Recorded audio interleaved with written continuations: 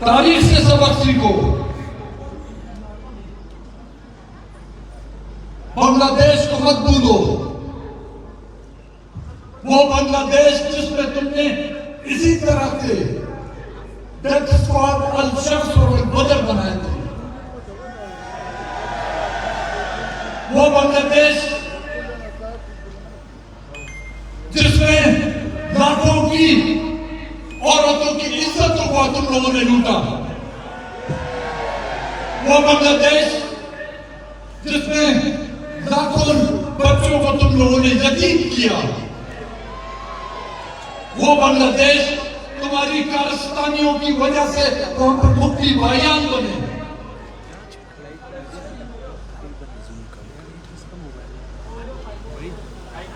क्यों बार बार उन तारीखों को दोहराना चाहते हो? ये तो एक हल्की झलक थी हम लोगों ने तुम लोगों को दिखाई। 15 तारीख को हमारी सेंट्रल एग्जीक्यूटिव कमेटी का इजलास हुआ था, जिसमें यह फैसला किया गया कि हम लॉन्ग मार्च करेंगे। 16 अक्टूबर को दोस्तों ने क्वेटा में प्रेस कॉन्फ्रेंस करके इसका बाकायदा ऐलान किया, और उस ऐलान के बाद हमने न यहाँ पर जहाजों से लोगों पर फूल बरसाए, न यहाँ पर हेलीकॉप्टरों में या सोशल मीडिया में हम लोगों ने कैंपेन चलाए। हाँ, हमारे इस लॉन्ग मार्च को नाकाम करने के लिए थोड़ा सा सेट पे कर, कैमरे में आ रहा है। तुम लोगों ने हर किस्म के हथकंडे इस्तेमाल किए, अपने पालतुओं को प्रेस कॉन्फ्रेंस के जरिए से लोगों को दोस्त धमकियां देकर इस लॉन्ग मार्च से लोगों को रोकने की कोशिश की, जिससे तुम लोगों को जो मुंह की खानी पड़ी। वो तुम्हारी किस्मत है, ये तुम्हारा माजी भी इस तरह रहा है, हमेशा तुम्हारी नाक जो है जमीन में जाकर रगड़ दी गई है।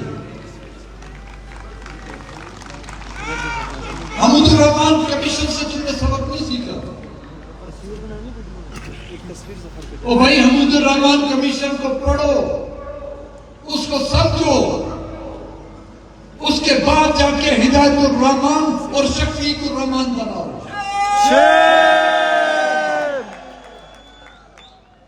उस तारीखी कमीशन की रिपोर्ट अगर तुम लोग पढ़ लेते और अपनी निसाब की किताबों में लोगों को, अपने बच्चों को पढ़ाते, तो इस तरह के मुर्गी के चूजे तुम लोग ना ग्वादर से, ना वट से, ना जरबूती से पैदा नहीं करते। 6 दिन की मोहलत में ये जमे गफीर जो निकला है, मैंने पहले क्या कहा, ये कोई इलेक्शन की कैंपेन में नहीं निकला है, ये तुमसे नफरत है, उनको तुम्हारे वजूद से नफरत करना चाहते हैं, क्योंकि तुमने यहां पर हजारों खवातीन को बेवा कर दिया है, तुमने लाखों बच्चों को यहां पर यतीम कर दिया है। जब तुम उनको यतीम कर सकते हो, तुम हमारी खवातीन को बेवा कर सकते हो, तो क्या हमें तुमसे नफरत करने का भी हक नहीं? और ये नफरत के बीच तुम बोल रहे हो भाई।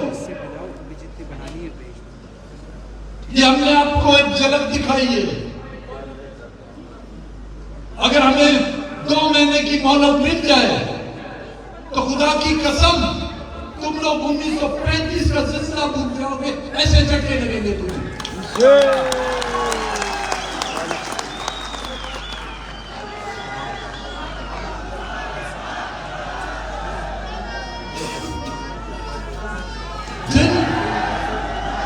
जिन दहशतगर्दों के हाथों से हजारों लोग अगवा किए गए हैं, जिन दहशतगर्दों के हाथों से हजारों की तादाद में बच्चे यतीम कर दिए गए, जिन दहशतगर्दों के हाथों से सैकड़ों हजारों औरतें बेवाएं कर दी गई, तुम्हारे उन दहशतगर्दों के हाथों से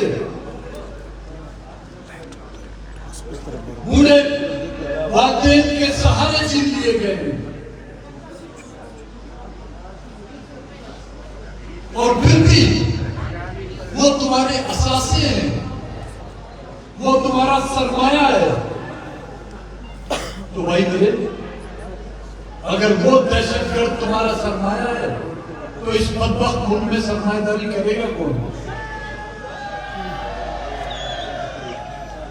अगर वो दहशतगर्द तुम्हारे असासे हैं तो फिर दुनिया में इस रियासत को दहशतगर्द रियासत करार दिया जा रहा है, तो फिर वो जायज है। जो लोग नारा लगाते हैं, हमें मजबूर मत करो कि हम भी वो नारा लगाएं, क्योंकि इस दहशतगर्दी के पीछे इसको बचाने में यहां की रियासत की उन इदारों का हाथ है। क्यों मुल्क के दूसरे हिस्सों में ये नारे लग रहे हैं कि ये जो दहशतगर्द है इसके पीछे बढ़ती है? क्यों ये नारे लग रहे हैं? क्योंकि इन दहशतगर्दों की नशोनुमा तुम्हारे नर्सरियों में होती है। इन दहशतगर्दों को यूरिया जो है ना फौजी फर्टिलाइजर से सप्लाई किया जाता है। इन दहशतगर्द चूजों को मुर्गा जो है तुम्हारा गंदम खाकर ये मुर्गे बनते हैं।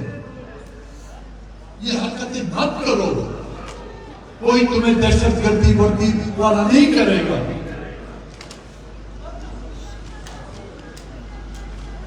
वट वाली जंग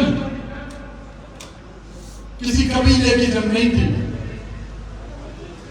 वट की जंग किसी मेरी जात की जंग नहीं थी। वट की जंग उन बेवाओं की जंग थी जो हमने लड़ी है। वट की जंग उन यतीमों की जंग है जिनको तुम्हारी बेवर्दी वाले दहशतगर्दों ने जो है यतीम बना दिया था।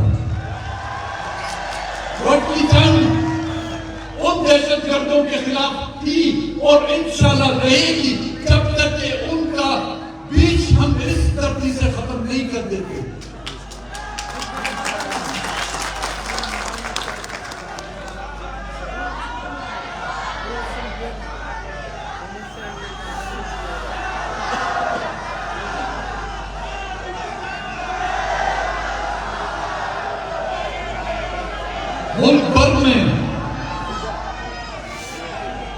मुल्क भर में फिरका वाराना फसाद, दाद,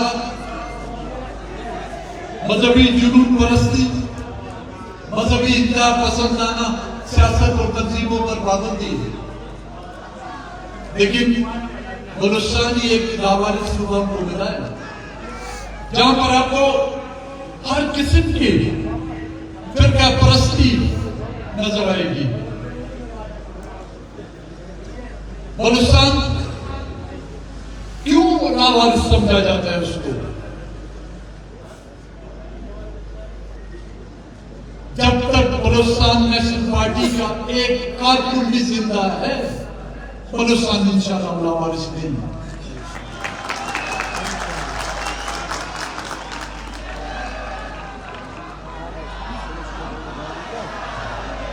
ओ भाई मेरे, चाहे नाले के इस पार हो या नाले के उस पार हो, हमें मारना है तो अपनी ताकत से मारो। वहां फैक्ट्री में बनाए हुए बारूद से न मारो। मजहबी इंतहा पसंदी का नाम देकर हमें मत मारो। कबायली झगड़े का नाम देकर हमें मत मारो। हम मरने के लिए तैयार है तो मारने के लिए जरूर तैयार हो जाओ। हमने मरने से इनकार नहीं किया। और जिस दिन 3-4 दिन पहले इंतजामिया के लोग आए थे, आप जलसा ना करें, रैली ना निकालें, खतरा है आपको। भाई मेरे बोलो मुझे किससे खतरा है? कहते जी मजलूम से गलातर जो है ना, ये बड़ा हसास इलाका है, यहाँ पर कुछ वाकयात हो चुके हैं। बोला यार तालिबान का मैंने क्या बिगाड़ा जो मुझे मारेंगे? दाइश का मैंने क्या बिगाड़ा है मुझे जो आके मारेंगे? बलोच जो हमारे समाचार है उनका मैंने क्या बिगाड़ा है मुझे मारेंगे? हाँ, जो लोग मुझे मारना चाहते हैं, इंसानियों को बोला जब उन्होंने मुझे मारना चाहा तो तुम लोग भी मुझे नहीं बचाओगे। अगर बचाने वाला पहले भी मुझे खुदावंद ताला ने बचाया, आइंदा भी मुझे खुदावंद ताला ही बचाएगा।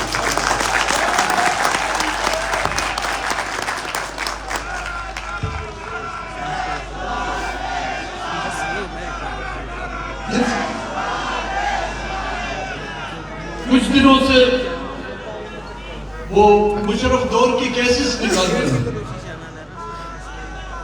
कि मैंने कहां पे कोई तकरीर की है 2004 के 2002 के। इससे पता चलता है ना कि ये हुकूमत और मुशर्रफ की हुकूमत का जो है चोरी दामन का साथ है। वो भी मार्शल्लाह था, ये भी मार्शल्लाह है। वो मुशर्रफ का मार्शल्लाह था, ये अन्नू का मार्शल्लाह है।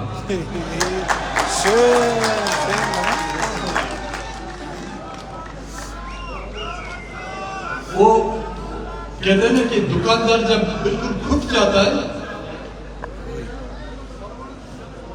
दुकानदार जब घुट जाता है तो वो पुराने बनी खाते निकालता है। अब ऐसे ऐसे केस निकाल रहे हैं मुझसे, मैंने उनको इंतजामिया को बोले यार इससे जो है ना मुझे जुडिशियल मजिस्ट्रेट मेरी जमानत कर देगा, कोई अच्छा ठोस केस ढूंढो, लाहौर की तकरीर ढूंढो, मुल्तान की तकरीर जाके ढूंढो। बदबख्तों मेहमान नवाजी करनी है तो 1-2 महीने के लिए मत करो। मैं कोई शेख रशीद नहीं हूं कि मैं कहूंगा कि चिल्ला काटने के लिए मैं गया हूं। मेहमान नवाजी नहीं आती तो हम सिखा देते हैं। कम से कम 5 साल, ज्यादा से ज्यादा 10 साल का रखो कि मैं भी कुछ दिन आराम से बैठूं वहां पर। ये क्या है कि किसी पुलिस वाले को मैंने धमकी दी है या किसी को थप्पड़ मार दिया, उससे तो मेरी जबान आसानी से हो जाएगी।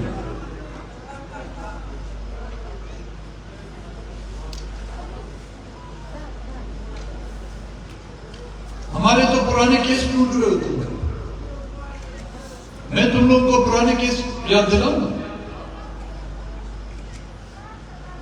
मुल्तान अस्पताल में जो सैकड़ों की तादाद में जो छत पर लाशें बरामद हुई थी,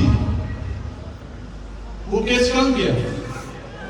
क्यों उसकी इंक्वायरी नहीं हो रही?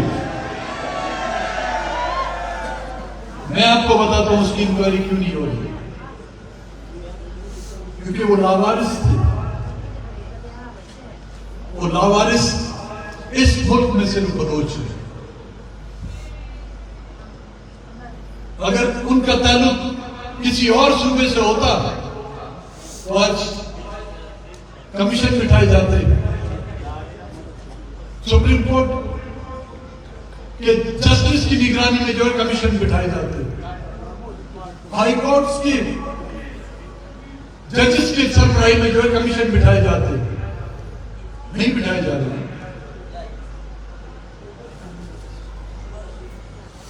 क्योंकि इस तरह की लाशें सिर्फ लावारिसों की होती है। तूतक केस, जहां पर एक कब्र से सैकड़ों की तादाद में लाशें बरामद हुई, कमीशन बना, लेकिन उस कमीशन की रिपोर्ट कहां गई? इस्लामाबाद हाई कोर्ट ने मेरी सरबराही में मिसिंग पर्संस के हवाले से कमीशन बनाया था। हद्दुल वसा कोशिश की हमने, कई मीटिंगें बुलाई, चीफ सेक्रेटरी को बुलाया, लॉ मिनिस्ट्रीज को बुलाया, इंटीरियर मिनिस्ट्री को बुलाया, चीफ मिनिस्टर से मिले, गवर्नर से मिले कि उस कमीशन की रिपोर्ट हमें दें। कुछ कमीशन की रिपोर्ट गायब है। क्यों गायब है? क्योंकि उसमें जो दहशतगर्दी थी उसके पीछे भी कुछ वर्दी थी। वही अनासिर जिनकी आज कुछ बनाई की जा रही है। आप क्या समझते हैं ये शफों की दाढ़ी पर वो आशे की नहीं,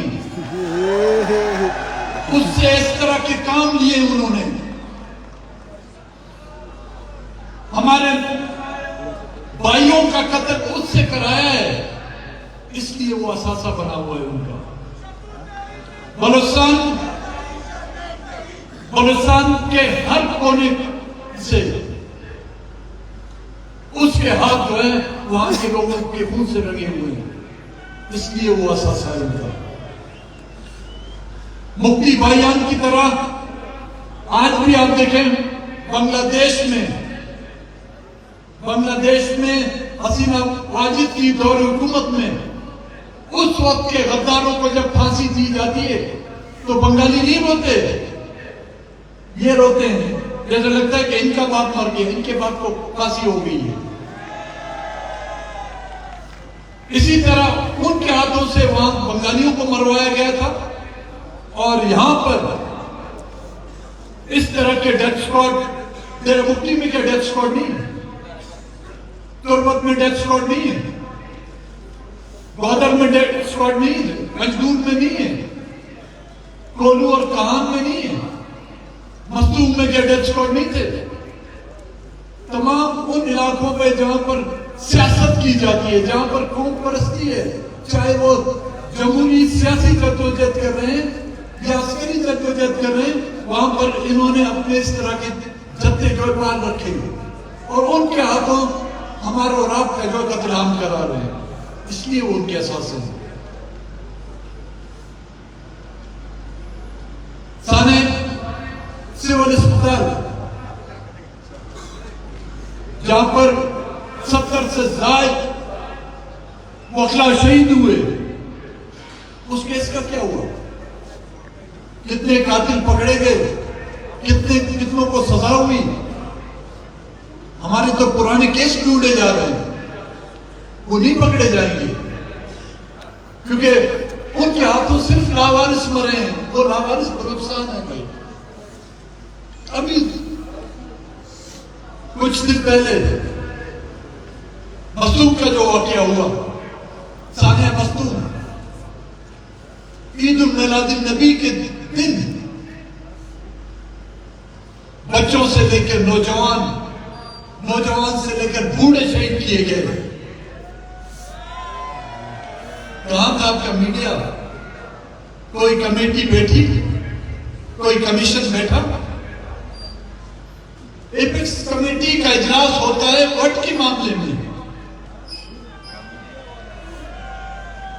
क्योंकि वट में उसकी लाडले की दाढ़ी को जो है इस तरह पकड़ा हुआ था,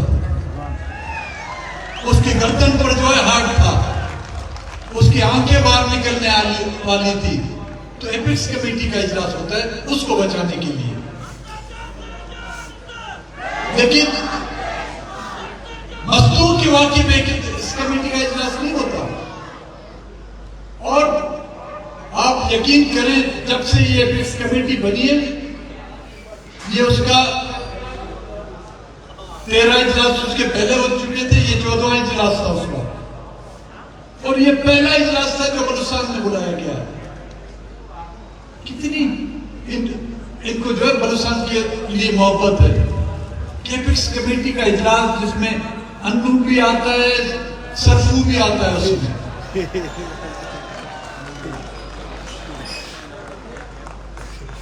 एक खान साहब थे,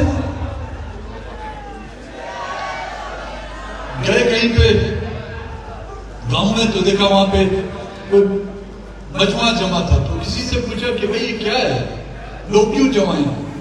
ये मेला लगा हुआ है इसमें। तो अच्छा, मेले में क्या होता है?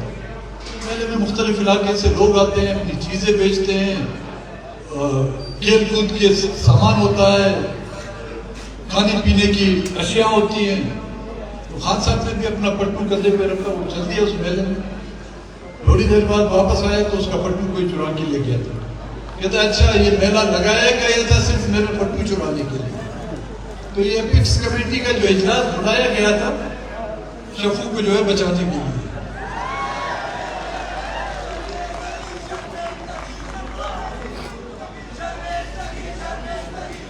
गुज़िश्ता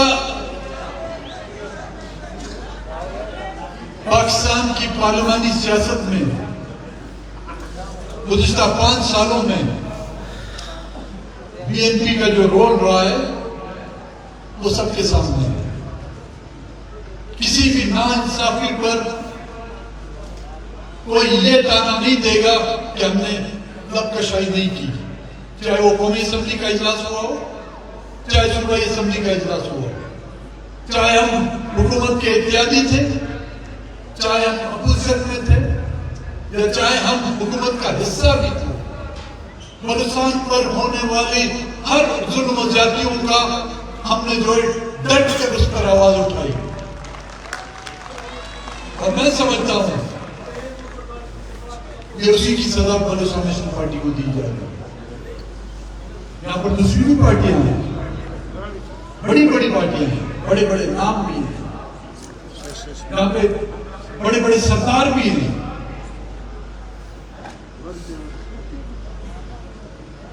जो फलस्तीन के लिए रैलियां निकालते हैं, जो कश्मीर के लिए रैलियां निकालते हैं।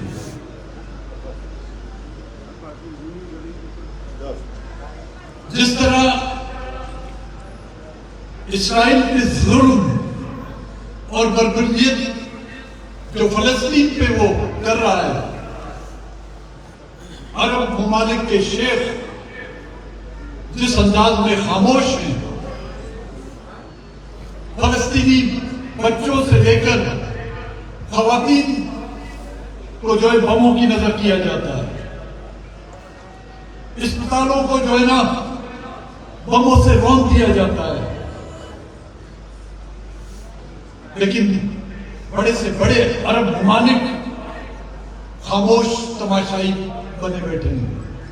इसी तरह हमारे बलूचिस्तान की वो सियासी पार्टियां जो 14 अगस्त को इसी रेस में लगी होती है कि कौन सरकार की चौखट पर अपनी पेशानियां रगड़कर अपने आने वाले इलेक्शन में एक अदद सीट मुझसे हासिल करे। लेकिन बलूचिस्तान के बारे में उनकी जबान बंद है। वो सियासी पार्टियां जो आपको कौम परस्त भी कहती है, मजहब परस्त भी कहती है, पाकिस्तान परस्त भी कहती है, बलूचिस्तान के लोगों का खून उनके सामने पानी से भी कम कीमत का है। अरब ममालिक इस्राइल और अमेरिका के सामने उनके खौफ की वजह से उनकी कांपे टांगे कांपती है। हमारे सरदार और नवाब, हमारी यहाँ की जो सियासी पार्टियां हैं, इस्टेब्लिशमेंट, फौज और यहाँ के हुक्मरानों के सामने इस कत्ल गारतगरी और बर्बरियत के खिलाफ एक आवाज तक नहीं उठाते।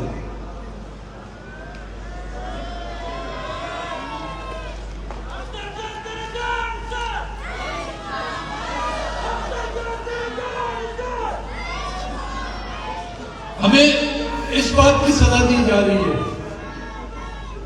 कि हम मिसिंग पर्संस का मामला क्यों उठा रहे हैं। हमें इस बात की सजा दी जा रही है कि मिसिंग पर्संस के जिम्मेदारों को हम चौक पर क्यों उनका नाम लेते हैं। हमें इस बात की सजा दी जा रही है कि बलूचिस्तान में मसख शुदा लाशों के पीछे किसका हाथ है, इसकी सजा दी जाती है। और वो समझते हैं कि चंद सीटों के एवज हम अपना जमीन बेच देंगे, ये उनकी गलतफहमी है। हमारे लिए सीट अहमियत के हामिल नहीं है। पहले भी हमने अगर सीटें जीती हैं तो आवाम की ताकत से जीती हैं, इंशाल्लाह अब भी जीतेंगे, दंगे की चोट पे जीतेंगे।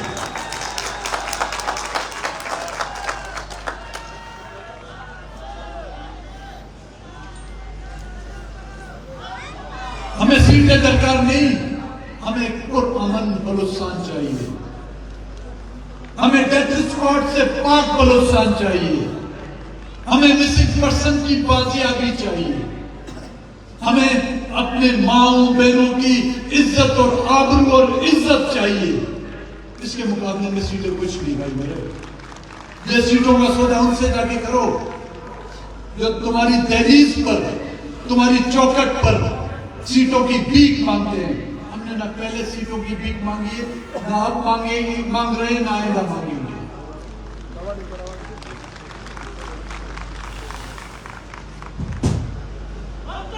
अभी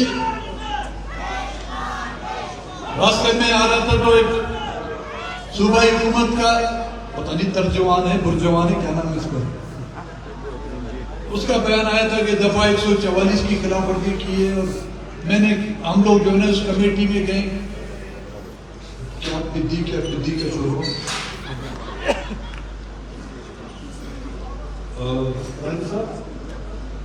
इसका नाम तो जान के जॉन, हाँ, सर से ऊपर जॉन है और नीचे शायद चक्री हो।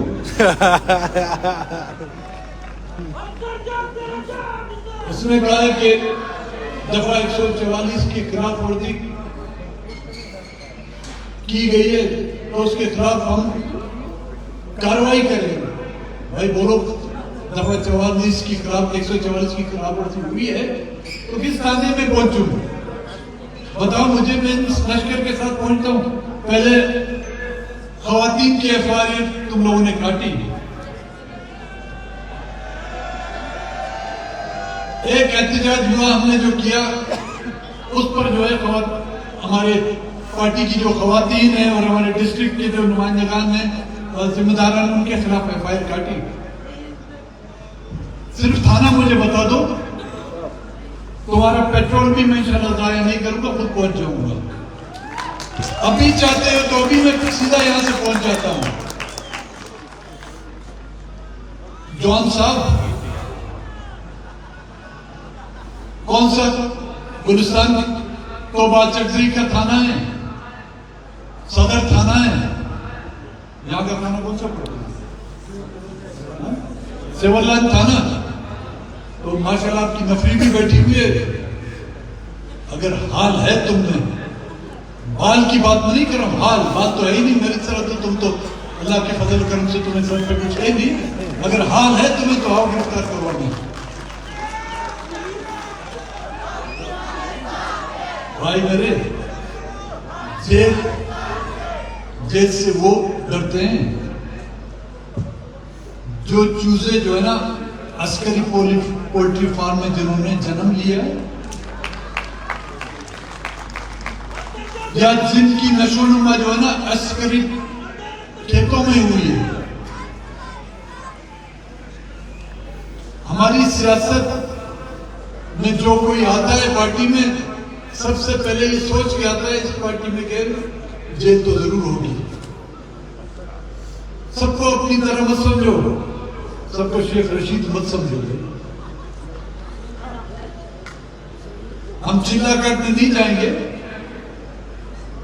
हम तो बरसियों वाले हैं, हम सदियों वाले हैं, हम डिकेड्स वाले हैं। चिल्ले में हमारा दिल नहीं भरेगा और आपका भी दिल नहीं भरेगा।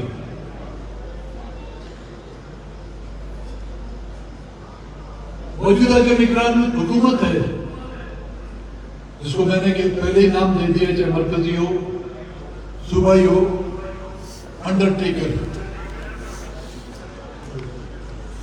गोरखन जो होता है, जो कब्रें लगाता है, उस जो मैंने कहा था और इस दौरान जो कुछ हुआ है वो बात मेरी सही साबित हो गई। इनके आने से यहां पर सिर्फ कब्रें ही खोदी जा रही है। किसी की वक्तन कब्रें खोदी जा रही है, किसी की जो है एडवांस में कब्रें खोदी जा रही है।